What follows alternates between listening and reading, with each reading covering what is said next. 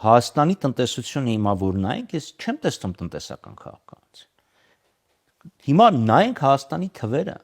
երկիր, որի տնտեսության ամենամեծ հատվածը առևտուրն է եւ մեքենաների եւ մոտոցիկլերի վերանորոգումն է։ Կառավարությունը պետք է ոչ միայն sense пассив հետ նստի եւ ասի շուկայի անտեսանելի ձեռքը շուկան կկարգավորի։ Կան շուկայի ձախողումներ եւ պետությունը պետք է այդ ձախողումները շտկի, պետությունը պետք է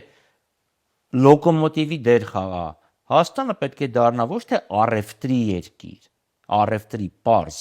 այլ պետք է դառնա արդյունաբերական երկիր, զարգացած արդյունաբերությամբ։ Ունի ստեղ կառավարությունը անելիք, իհարկե ունի անել։ Այս իշխանությունների վարած քաղաքականությունը ինքը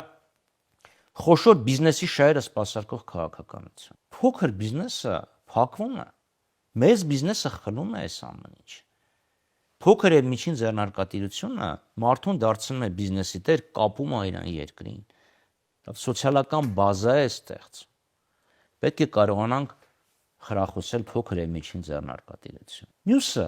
ամբողջ աշխարհը գնում է դեպի բարձր տեխնոլոգիաներ, արհեստական բանականություն, քվանտային համակարգիչներ, անպային տեխնոլոգիաներ։ Միատ նայեք մեր արդյունաբերական կառուցվածքը, մեր արտահանումները, մենք ինչ ենք արտահանում, խտանյութ,